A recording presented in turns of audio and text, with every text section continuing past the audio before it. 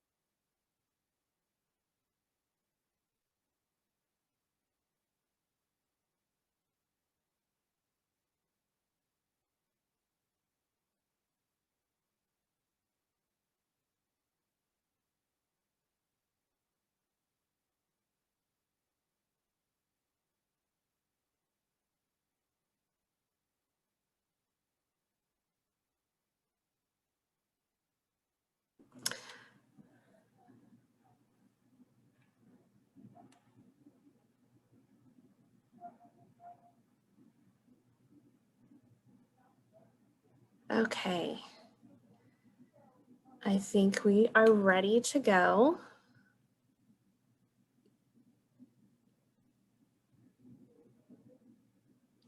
One more person.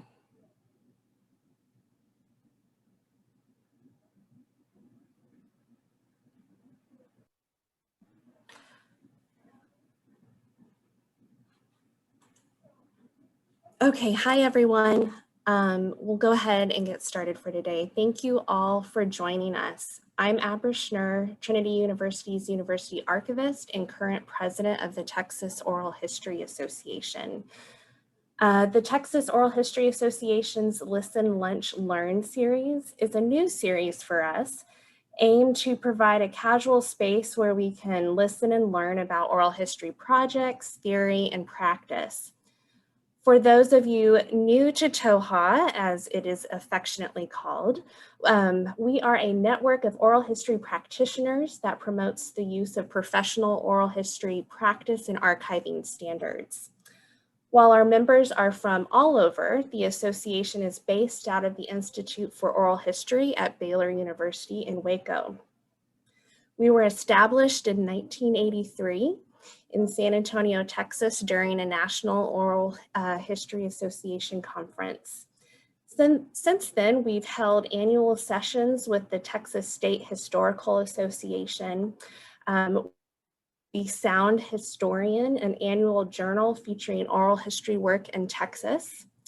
And in 2012, we started hosting our own annual conference, with this last year being our first virtual conference, 2020, the year of the virtual conference.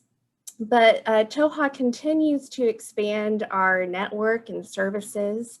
We're committed to creating new partnerships, growing our membership, sharing resources and knowledge, and providing a space for people to present the oral history work that they're engaged in. So if you're interested in learning more about the association or oral history practice, please visit our website. That's baylor.edu/TOHA, or contact us at toha@baylor.edu. A few housekeeping measures before we get started, and we should all be familiar with at this point. Please be sure to mute your audio, and if you're okay to mute or turn off your video if needed. Please place the questions in chat. We'll be keeping note of the questions that come in and have them ready for the presenter during the Q&A session at the end of their presentation.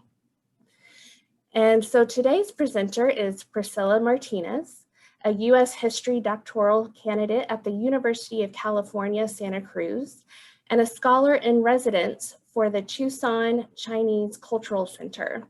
Martinez is also a former Humanities Institute Public Fellow.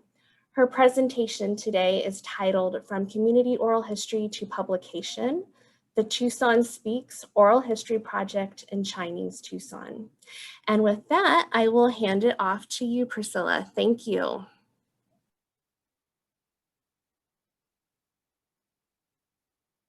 Unmute. Okay, can everyone hear me? Yeah? Okay, great.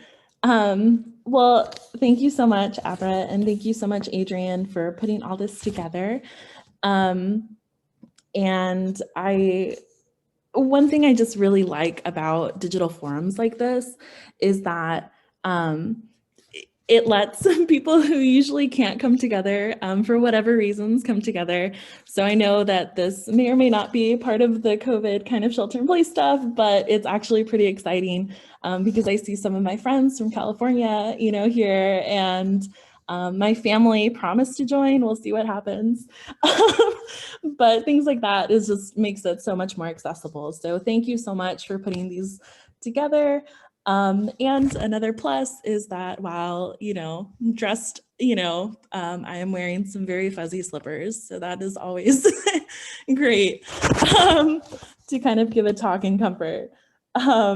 So let me see if I can get this screen started. Let's see, where are you? Oh man, I've become that professor.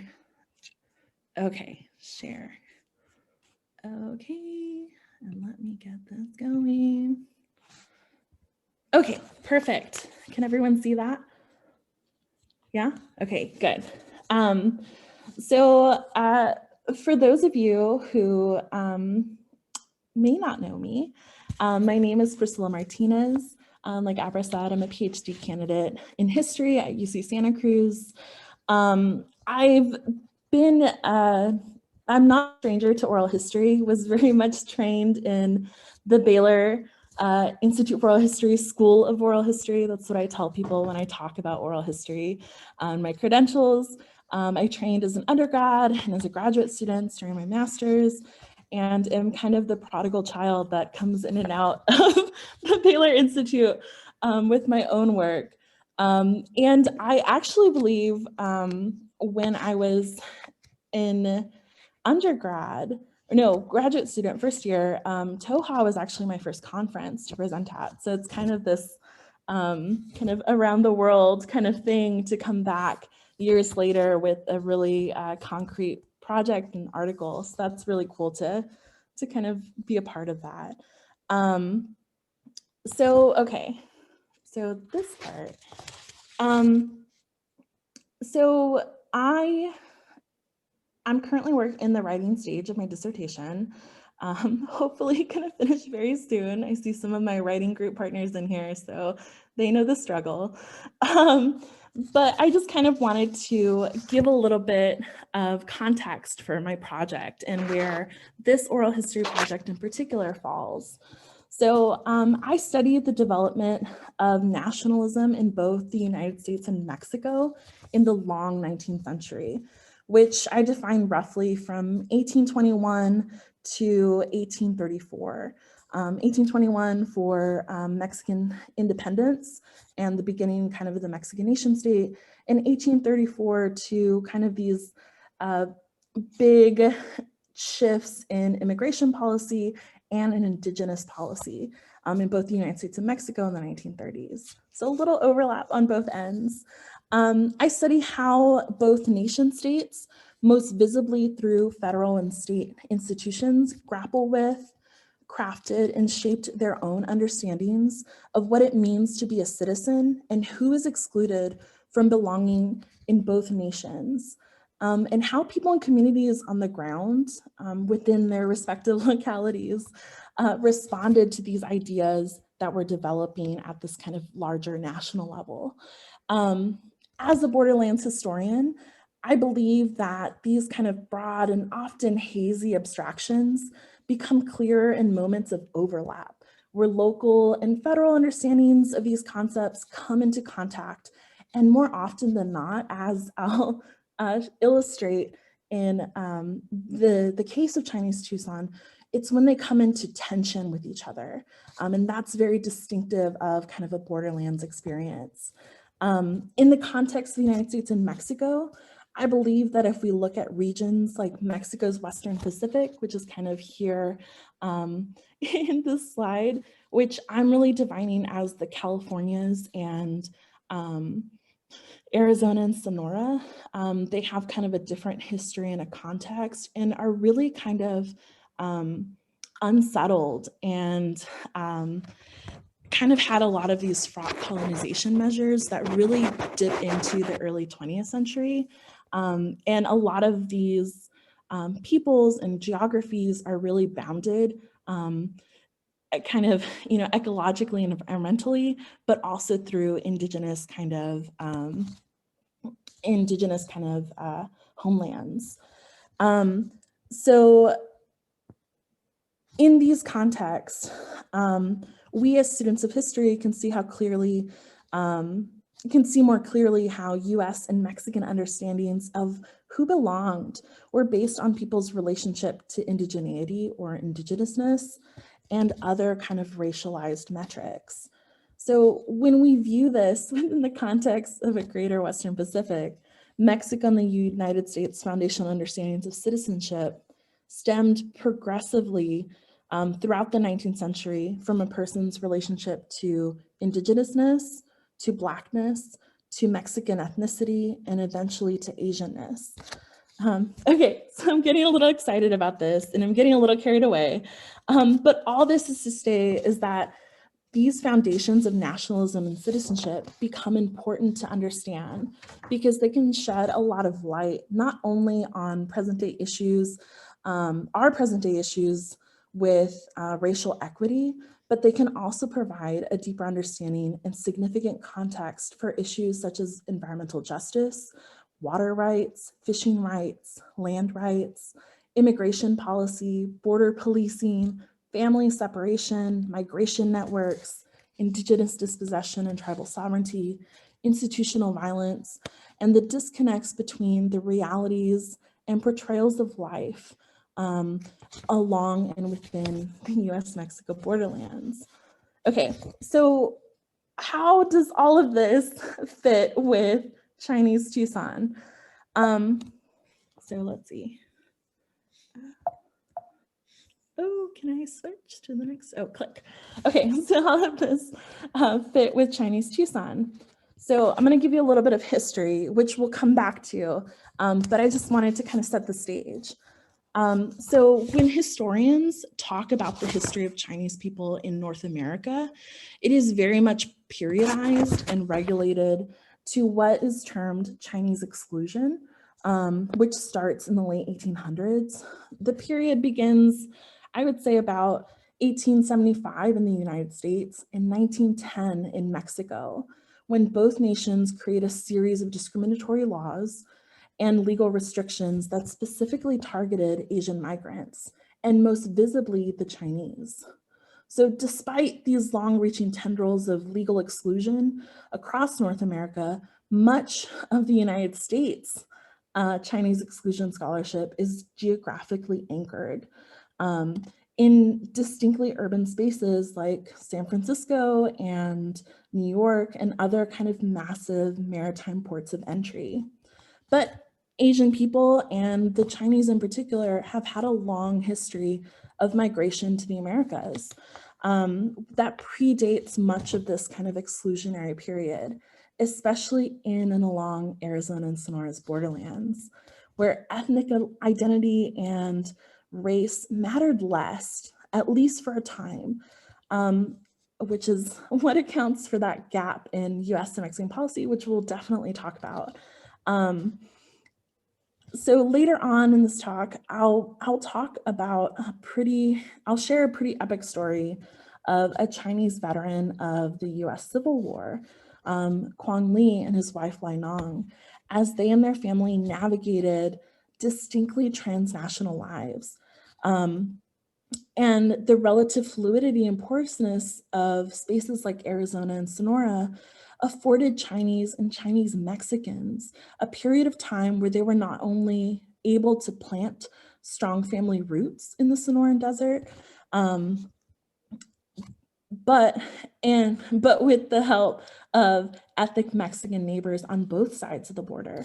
And they were able to quite effectively sidestep US and Mexican immigration laws. So it's within this context of porousness and flexibility that border towns like Tucson take center stage. And so that's kind of where we kind of find Chinese Tucson. So when I was planning out my dissertation project, even though they have these longer kind of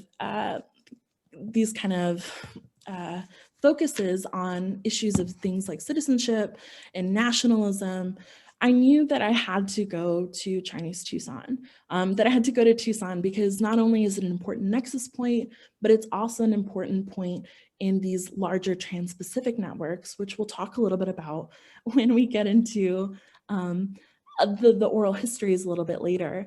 And so I knew this was happening, but it was like later on in my project, this was kind of where I was going to stop my project. So starting out years ago, when I started this project, I was like, oh, I'll get to it later. But it just so happened that things were kind of moving in place for me. And I had an opportunity through kind of networking with folks in Tucson and with some new kind of public-facing programs that were happening at my university and through kind of humanities institutes, that I was able to kind of get a jump on this project in Chinese Tucson. So really a lot of this stemmed from my advisor. So my dissertation advisor is Dr. Grace Peña Delgado. She quite literally wrote the book, Making the Chinese Mexican, on kind of Chinese peoples in the late 19th century in and around Arizona. And so it was through a lot of her contacts that she kind of connected me with Tucson. So this is kind of the little insider part of oral history. You know someone who has a great idea. And during Dr. Delgado's work for her dissertation and her book, she had gone into Tucson and had kind of conducted oral histories, partnered with the Tucson Chinese Cultural Center, and talked to people, even though she took extensive notes and things like that, she didn't actually record her interviews. A lot of it was just kind of, these informal conversations that then kind of fed into her own kind of archival searches, and which is not uncommon. But then I come into the picture with this Baylor, view of oral history, and we started thinking about how great it would be to start an oral history project in Tucson and really capture those stories for not only us as scholars, but also as one of those tenets of oral history that you preserve to share, right, for future generations and for the community itself. So that's kind of where that part got started. And I think one thing that was very surprising to a lot of folks. And I work in oral history. I often give workshops at UC Santa Cruz for graduate students who are thinking about oral history projects. And one of the big things that I really try to impress on them is how much time it takes to really get started on an oral history project and to kind of work with it. So it is 2021. I'm still working with them. I have an article that I just published, but on this project, but all of this started really in 2017. So about 4 years leading up to this point. And it started with kind of just meetings. And I think that that's part of the community oral history work, and that's part of how we as scholars need to approach partnering with communities around oral history. So it started with a series of meetings, and it was with the history program directors at the Tucson Chinese Cultural Center.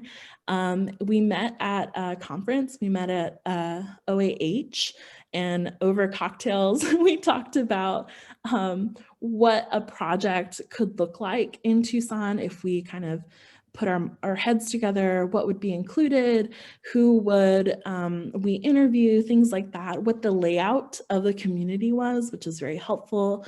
I totally recorded those conversations and still replay them often, because when you start getting into the nitty-gritty of how families are connected and who knows who and things like that, it gets very confusing.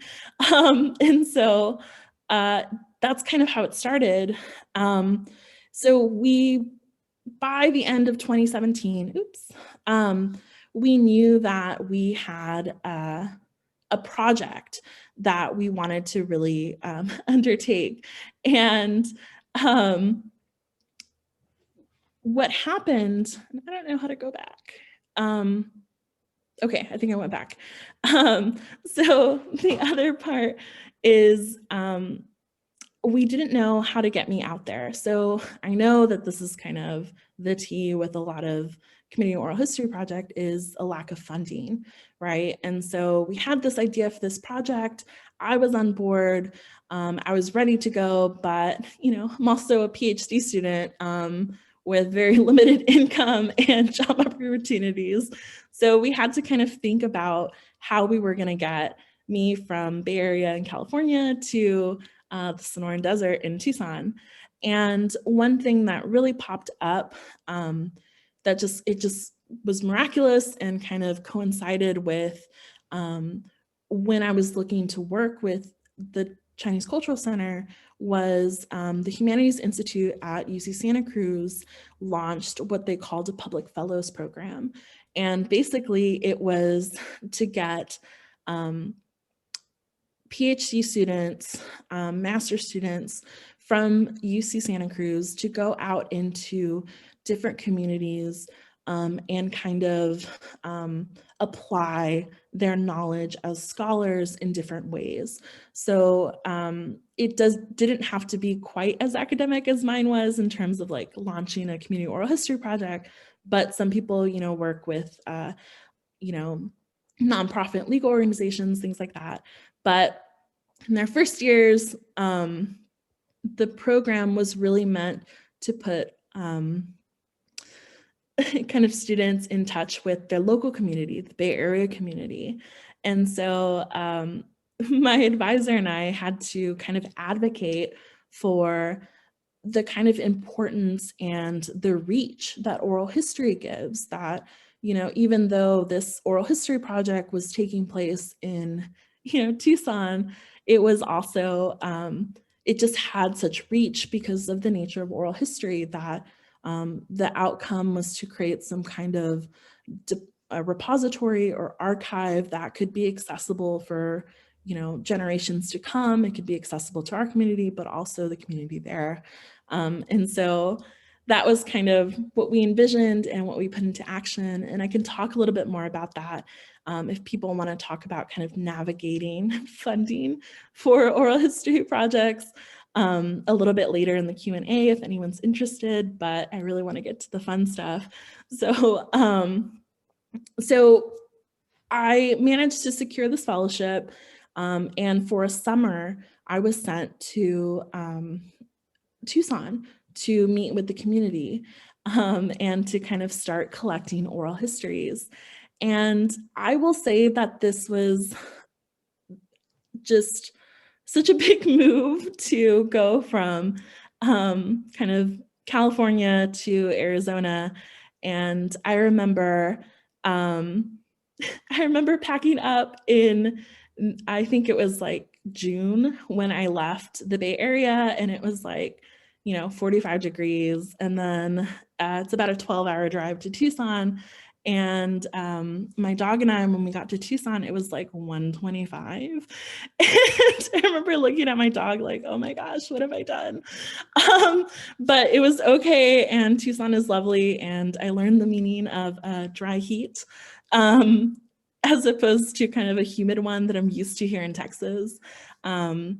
But it was just really fun to just dive into the community. And the Tucson Chinese Cultural Center has a really great senior program, and that was kind of my target kind of pool of narrators. And so every week they would have activities at the center that included like a lunch and like mahjong and things like that. And so my kind of first step was to really introduce myself to the community and to kind of make sure that I was visible and that I didn't kind of, what's the term called, parachute into the community. So for weeks, most of the summer, I didn't actually conduct interviews, but I just spent time with the community. So I would show up to the lunches and sit at different tables and got to know everyone and kind of took notes on, people's stories, and kind of teased the idea of sitting down for interviews and what that would be like and, things like that. And I can definitely talk about that part too in the Q&A if people have questions about that. The most fun I had was cooking and kind of serving lunch with them because, they would cook there and then you'd have this like huge kind of communal area and then just had a bunch of tables. And so that was really fun. And I also slightly learned how to play mahjong. I'm terrible at it, but that was really fun to kind of be that young person that they kind of hazed a little bit, which helped later on in the interviews when we would sit down because there was kind of a camaraderie and kind of a shared experience there. So I can talk a little bit more about that for people who are interested. I think some of the challenges really had to do with issues of funding and kind of navigating the center's like hierarchy, which I can talk about in Q&A stuff too. But those were really kind of minimal in terms of kind of just really collecting these interviews and having the community be so excited about capturing their history and also being in control of it, which I can talk a little bit more about too. But yeah, so those were kind of getting my feet wet or kind of kicking dust in Tucson, I guess. So that was really how I got started with this project and how I got kind of grounded in the community. And it was... I wasn't born there, but From I moved there when I was 1924 Oh no, 6 I months don't know what I old. did. That's to what my 19. mother. Okay, I'm gonna turn that down really quick. I can't see my little bubbles. So given the history, and if we kind of go back a little bit to the early part of my talk, when I'm talking about, how important Tucson becomes to these kind of trans-Pacific movements in the late 19th century, Tucson really becomes a hub between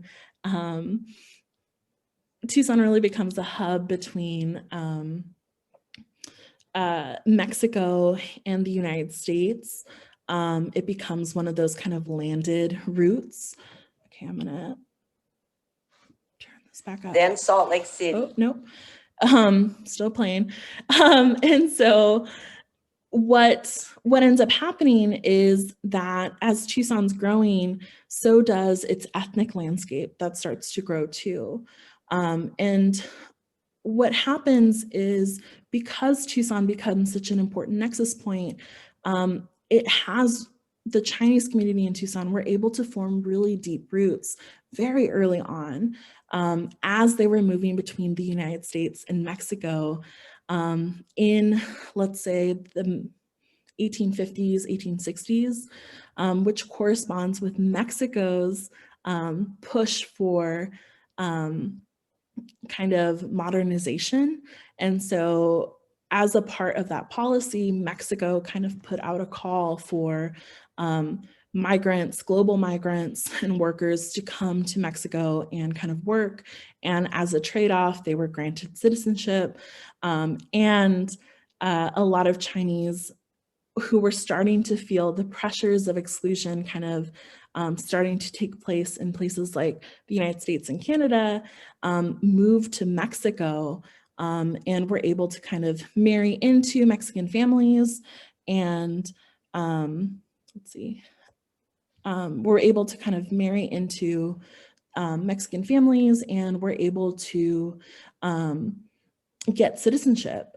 And what ended up happening, and we'll talk a little bit more about this later too, is that because they were naturalized as Mexican citizens, when they crossed back into the United States, they were not read as Chinese, but as Mexican. The U.S. has always had a very open policy towards Mexican migrants for the purpose of labor. And so that becomes really important later on in the late 19th century when exclusion really becomes very rigid.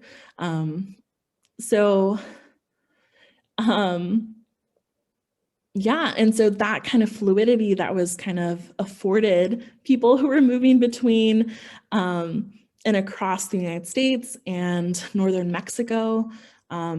It's important to note that when we talk about immigration and border crossing back then, it wasn't as institutionalized as it is now. And really, this is part of the project that it's really in this period that we start developing our immigration policy. But before then, it was very open and fluid, and there was very little kind of policing of that space.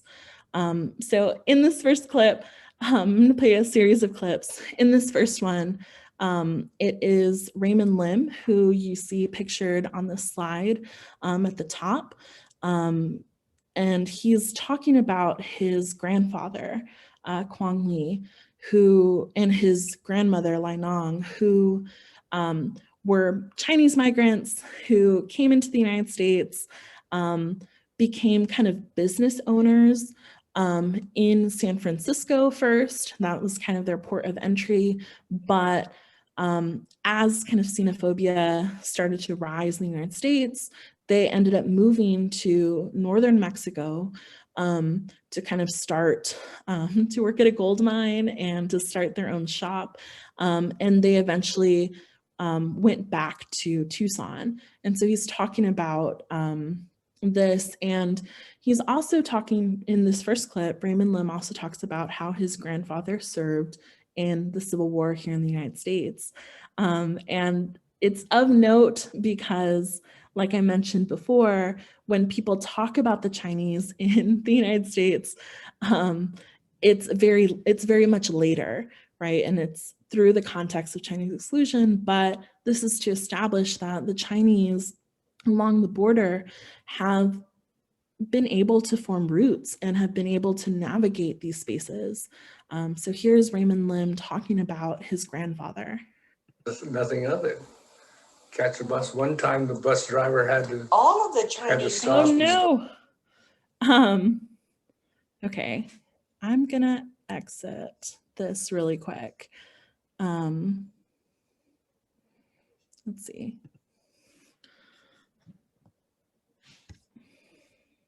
Can everyone still hear me? Okay, sorry, I'm gonna switch to this view. I'm sorry for the side so that I can see what I'm clicking on. I don't know why they disappeared. Sorry, Adrian and Abra. Okay, so this is the first clip. I wasn't born there. Okay, so I'll skip that one. And another part of, I'll just kind of skip a little bit forward. Another part of these kind of exchanges are how Chinese folks in Tucson were able to really form connections. And this is a lot of what my article is about. This idea that it was really Mexican families in Tucson that anchored the Chinese community there. And this becomes significant because when people write about the border and write about Chinese, or write about Tucson and places like Tucson, it's very much that these kind of ethnic groups were in contention with each other, and that there was a lot of hostility there, that they were kind of vying for space. But as evidence for those of us who live in the borderlands, in many cases, that's not really quite what the experience is, and that there is a lot of fluidity and there's a lot of interethnic relationships.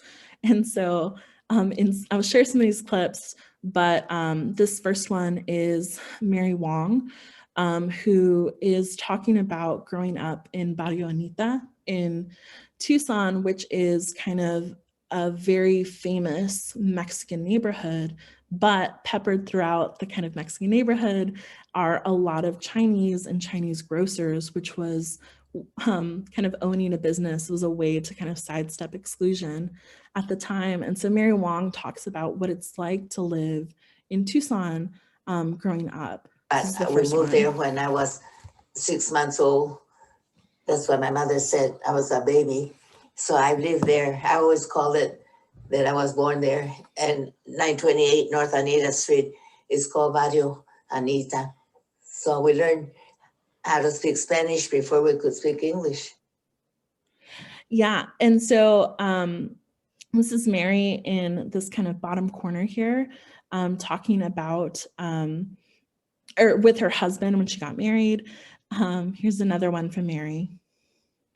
We knew everybody, and they taught us how. I remember across the street, the Reese family taught us how to cook Mexican food, and we were almost like family. We were back and forth in their house, and they were in our house, so we would eat in their house, and they would eat in our house. They taught us how to make tamales and cook Mexican food, and so I always remember them as a family. As a family, we used to walk to school, which was the Anita Street was only a mile long, but it was always so funny because there were 5 grocery stores in that mile long store, and I knew all of them. I knew everybody that owned the grocery store because it was like a family. So another part of Chinese Tucson that was really kind of note and interesting was kind of how much the idea that, you know, Chinese exclusion really limited Chinese folks as they moved throughout the United States and into Mexico, that because of exclusion, they were kind of policed and monitored, and that there was really no safe haven for them. This next clip is from Anna Dawn, who's down here in the corner, and she's talking about her family and how much they actually moved around and were able to kind of network within different communities. So again, I mentioned earlier that Tucson's kind of an anchor point for Chinese migrants coming from, you know, southern China and into the United States and into Mexico. And so this is kind of Anna Dawn talking about how her family were able to kind of navigate through these networks. From 1928 to 1940, we had lived in 7, 8, 9, 10, 11, 12, 13, 14, 15, 16, 17, 18 cities. Wow. So it was like if business was slow, like we were in San Francisco, Sacramento, Fresno, Bakersfield, Anaheim, Medford. And then I was born in Yakima, Washington in 1931. Okay. Then we went to Pueblo, Colorado, back to California, Petaluma, Napa, Sonora, Vallejo, then back to Washington where my younger brother was born, my brother Keeler, then Salt Lake City, Idaho Falls, Twin Falls where my youngest brother was born, Paul. And after that, we went to Santa Cruz and then in Tucson in 1940. That's a lot of traveling. And so Tucson was not only kind of important for these kind of larger networks, but it was very important to this kind of nexus between the United States and Mexico. And Raymond Lim, who's up here on the top, talks about what it was like kind of growing up and how normalized travel was between, Tucson and Nogales, Mexican Sonora Nogales, along the border. Nothing of it. Catch a bus. One time the bus driver had to stop and he grabbed a roll of toilet paper right out there. He ran out in the bushes, so we had to wait for him. He had to go. Called La Concha. I think they were green. The color, they were green buses, I think, but it was a Mexican bus line. And they only served South Tucson, This is one of my favorite clips, the La Concha. But that was a pretty famous bus line that went, between the two locations that really kind of highlighted this connectedness in a way that kind of scholarship has said that didn't really happen as much. So here's another clip. All of the Chinese grocery stores in the old days were located in Mexican barrios. Most everybody spoke Spanish. Even the women that came from China, who were then working in the store with their husbands, learned Spanish before they spoke English. They all did. Isn't that strange? But they learned because they had to use the language. Yeah, so kind of highlighting this idea of interconnectedness and kind of this cultural blending that's happening in places like Tucson. Anna Dawn talks a lot about language. So it was not uncommon for kind of Chinese women who were really tasked with minding the store in minding kind of their Chinese grocery stores to speak, a couple of dialects of kind of Chinese with paired with Spanish and also paired with some indigenous languages. And so it was very much kind of this microcosm that I think really highlights why Chinese Tucson. So all of this is happening. It's happening within the context of my oral history. And let's see, go from here. Thank you for that. So it's happening within this project. Years have gone by that I'm still collecting. It was a very slow process to kind of garner the interviews and to try to start kind of curating them in some ways. For those that do community oral history, kind of know that you're kind of the only one sometimes, and that was very much me. But I have also been balancing, my own work and, other things. And so it has been a slow process, but one I'm very dedicated to. And so we were able to capture about 9 oral histories so far. It took a little bit of a kind of a slow pace when funding became an issue, and I had to really return to California to kind of work as a teaching assistant here at UC Santa Cruz. And so that kind of had some stops and starts, but we were going to do another batch this past summer, but then COVID happened, so it's kind of trickling a little bit. And of course, they're older narrators, and so we really wanted to take safety in mind. So that's still happening, but it's on pause. But what I do want to hint at, though, is that even though this was part of a kind of a community project and it was very active with kind of helping the center kind of capture their own narrative and have control of it, I also really wanted to share what I found. And I had the amazing opportunity to be invited to help co-author an article with my advisor for a special issue of the Journal of Arizona History that just came out a couple of weeks ago, actually. And for those that are interested in the American West, North American West, Arizona and Sonora, this is really an issue that you should look into and get, because it is a thick one, and it just has so many great articles from some of the kind of titans in American West. So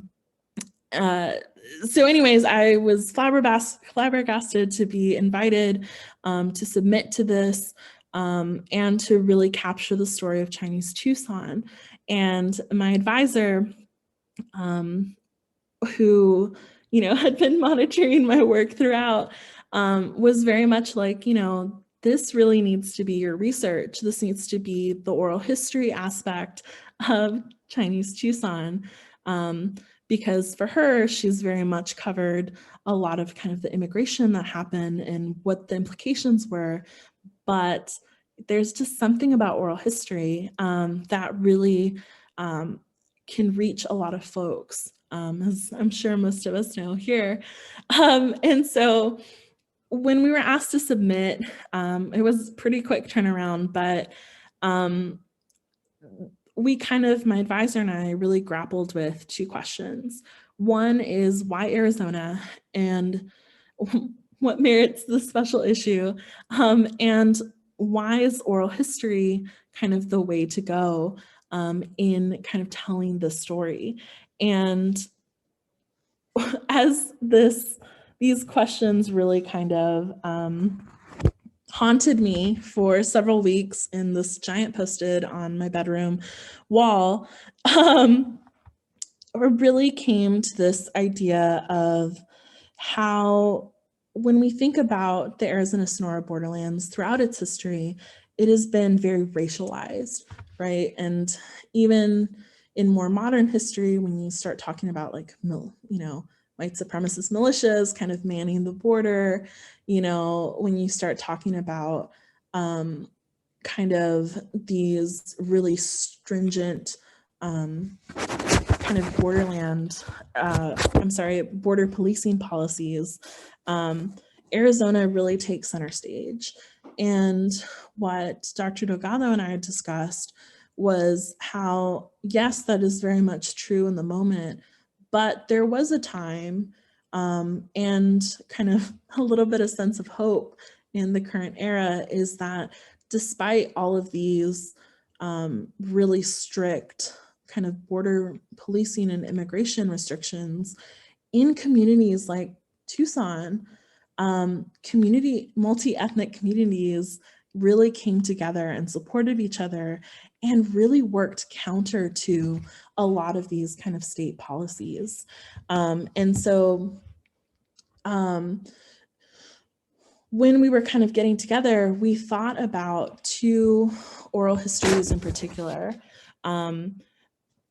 It was really the histories of Raymond Lim, and I alluded to this before, and Mary Malaby, about their their kind of family history. So this is Quang Li. This was the Chinese Civil War veteran. And hopefully I think I got the hang of the audio now. But in this story, I'll give you kind of the short version.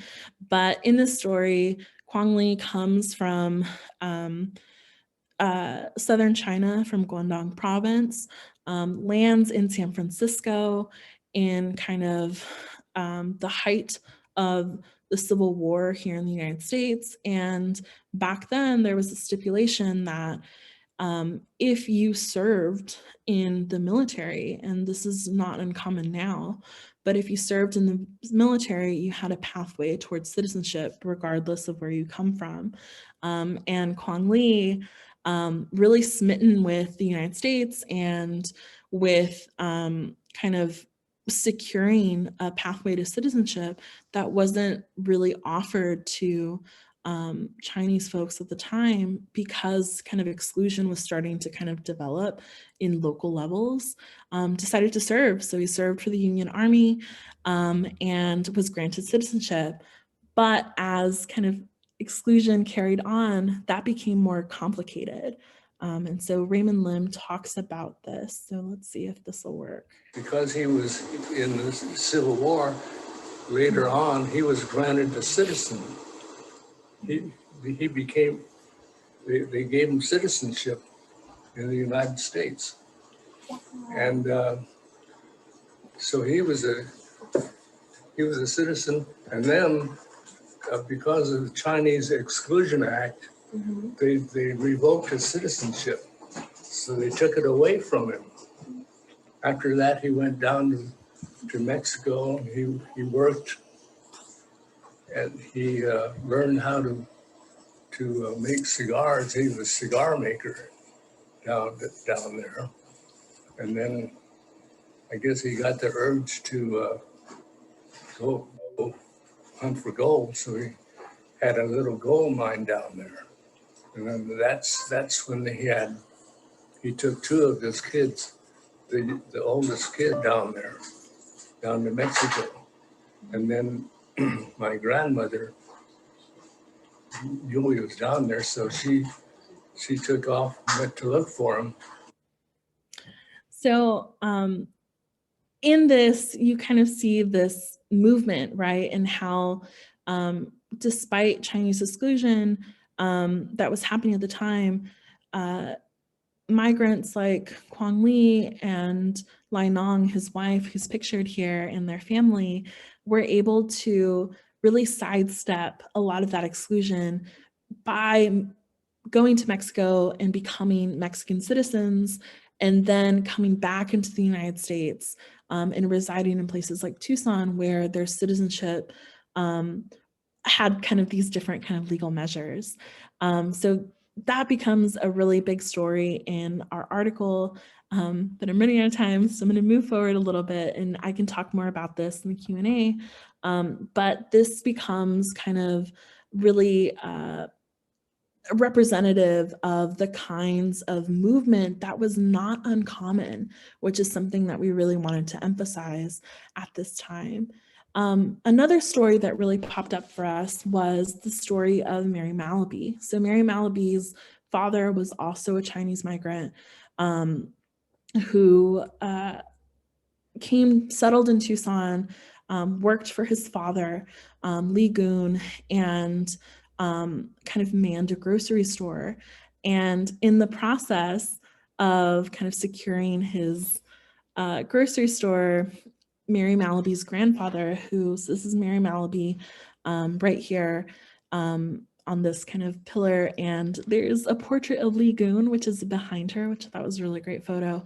And her grandfather, in settling in Tucson, was able to really sidestep a lot of these policies that were starting to target Chinese folks in places like Tucson by forming partnerships with Tucsoneses, which are ethnic Mexicans that lived in Tucson. And those partnerships really became foundational for anchored Chinese families, because once you were able to intermarry and kind of get into these family structures and to be able to kind of sidestep some of these legal issues regarding land ownership, business ownership. It really provided a pathway for Chinese folks. And long story short, Lee Hop, who is Mary Malaby's father, he's pictured over here in the top left corner in front of his shop. And he ends up falling in love with Jesus Valencia, her maternal grandfather's daughter. And it becomes a really fraught relationship because there were a lot of anti-miscegenation laws in place that specifically targeted Chinese folks, and they weren't able to get married. And there was a bunch of drama with kind of Mary Trujillo, which is Mary Malaby's mother, wanting to really get married. And because they weren't able to, she actually left the family and went and married an ethnic Mexican. And it kind of created a bunch of disconnect with the family, but they were able to stay together through a lot of kind of neighborhood and extended family relations. But what becomes important, and I'm going to finish up with this, is that even though there were a lot of these laws in place, and even though they did kind of interfere with relationships as they were happening on the ground in people's personal lives, it really mattered a lot less than kind of we give them credit for. And so here's Mary Malaby, who talks about, you know, these miscegenation laws that were in place when her father was courting her mother, were still in place when it was time for her and her sister to get married later on. And so she talks a little bit about what it meant to get married. So here, let me both of us got married in Mexico,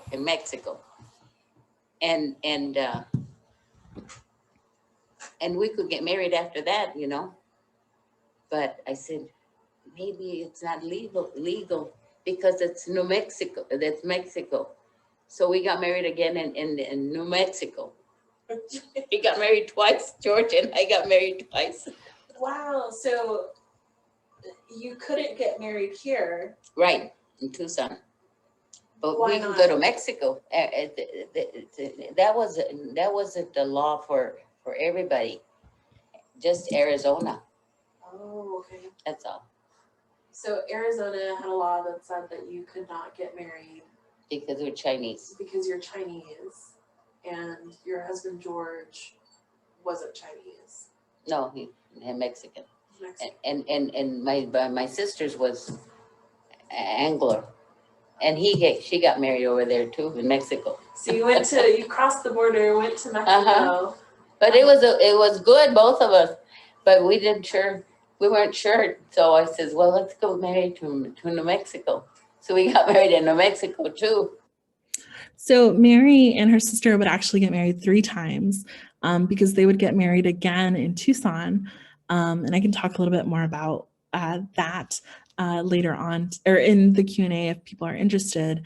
But yeah, so all of this to say, and I've ran over, but all of this to say is that what's really exciting about projects, oral history projects, is that they can really capture these family stories. It's these family histories that really pop.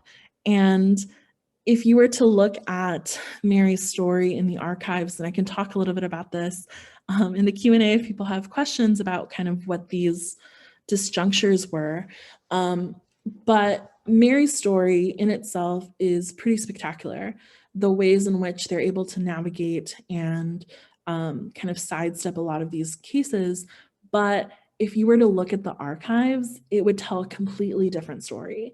And it's really through oral history that you can kind of see these kind of networks of what it looks like on paper and what's actually happening on the ground, and how even though there are these kind of legal kind of structures in place that are supposed to separate communities and restrict them, it really did matter a lot less. And oral histories like Raymond Lim's and Mary Malaby's really testify to that. And it's really through oral history that you can kind of really capture those stories.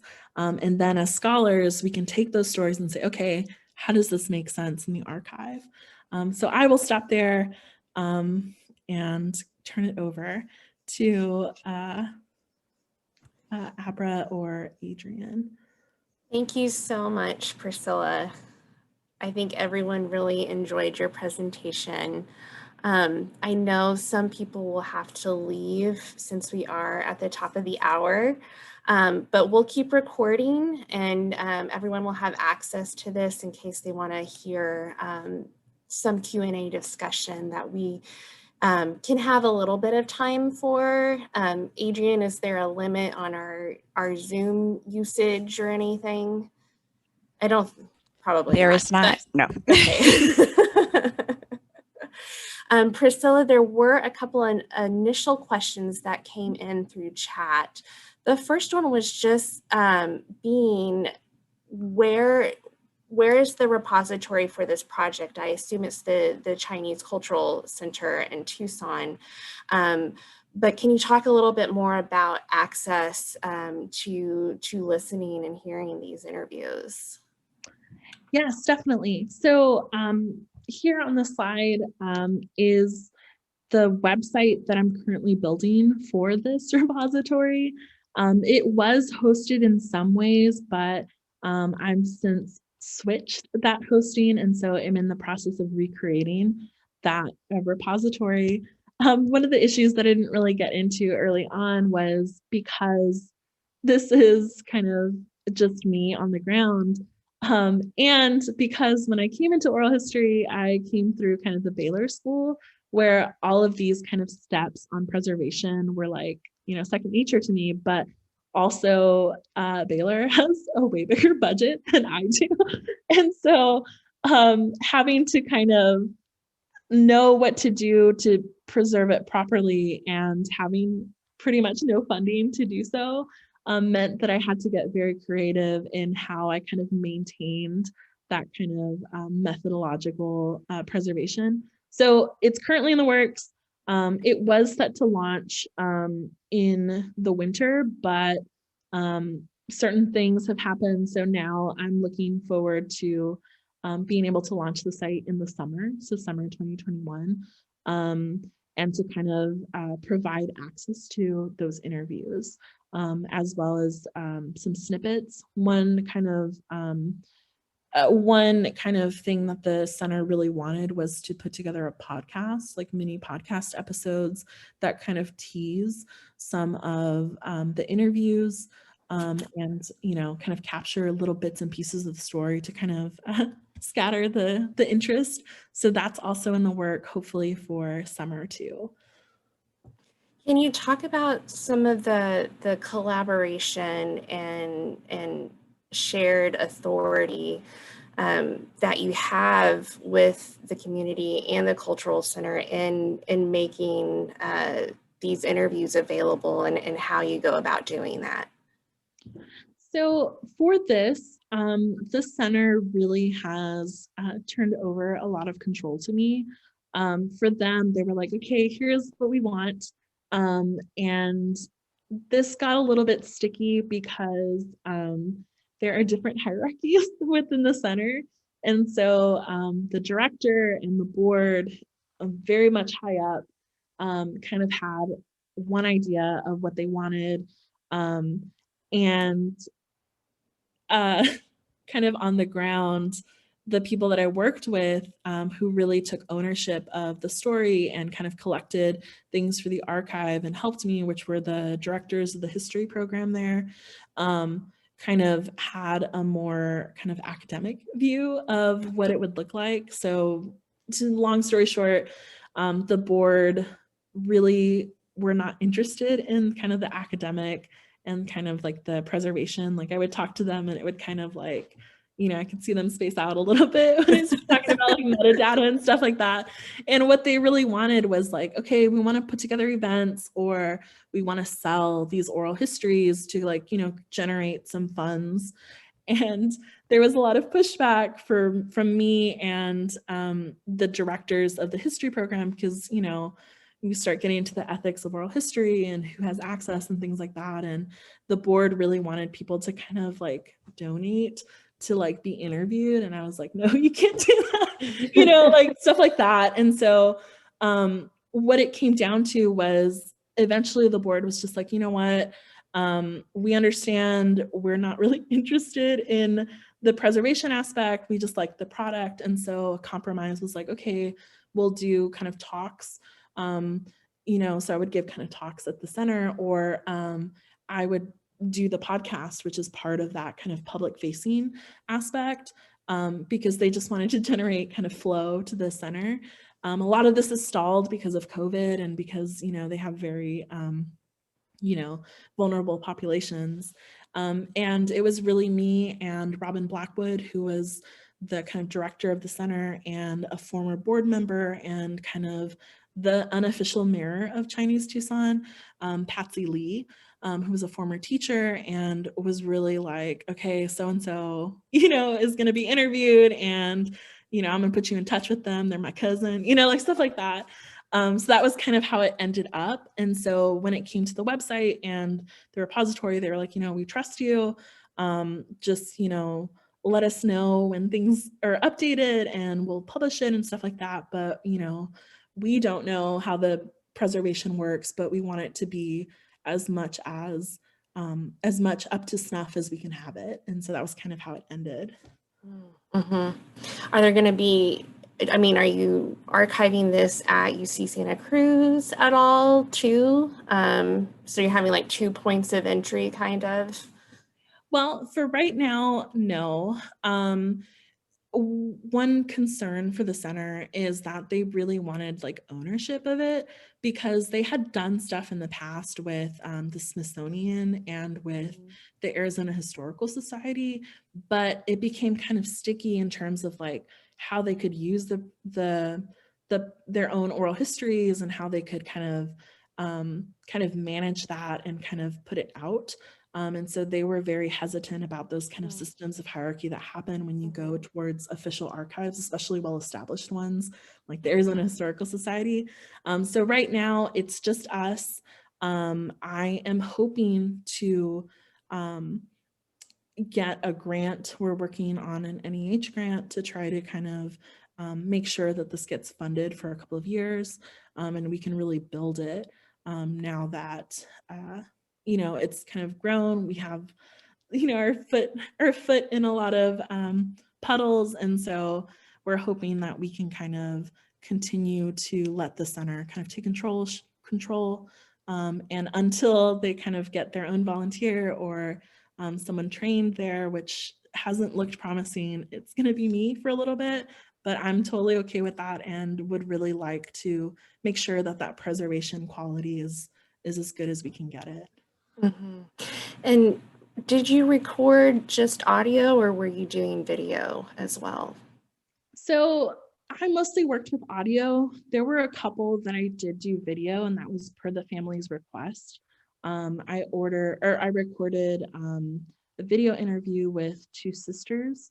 So it was a dual interview, and so we recorded it, one for the eventual transcript so that I could kind of see who was talking. Another is for the family. They really wanted kind of that visual, but I was trained in the old school of audio and kind of shudder a little bit at kind of getting the lighting and stuff down. So I was like, I think audio is the way to go, and kind of push that, because I don't think I would have generated a quality image should it have been video. Hear, hear. We have a question from Anne Hardgrove, who's wondering if you came across any non-Chinese Asian communities within this Chinese community in Tucson. She is a South Asian historian. Yes, so this is very much a project in kind of flux, and for us, Chinese Tucson was kind of the bigger group that had really long roots in Tucson, and so Chinese was kind of our focus, especially through the center. But there were other families. There were some Japanese families that were there. But what ended up happening, and what's part of the history, is that while Chinese migrants were targeted for kind of these immigration, exclusion, citizenship things, Japanese migrants in the same region who had kind of accumulated a lot of land and agricultural land in what is now the Imperial Valley, they had a lot more kind of laws and regulations targeted towards towards Japanese folks in the region that really targeted ownership in ways that, you know, Chinese grocers were able to kind of sidestep as the nature of their kind of long roots. And so that really discouraged a lot of kind of non-Chinese migrants from Tucson or places in, you know, Southern California and Southern Arizona, because there was such a targeting of land ownership as the Imperial Valley and as kind of agribusiness was taking off in that region. And so, yes, there were, but definitely the highest concentration were Chinese Tucsonans, and they had kind of a unique history because there was such an influx of Chinese migration to Sonora, which in Mexico, and there was a huge influx of South Asian and Japanese to northern Baja California. So it kind of split a little bit in terms of kind of the demographics, depending on the work that was happening in Mexico at the time. Great, thank you. We are at 1:12, and I don't see any other questions in chat right now.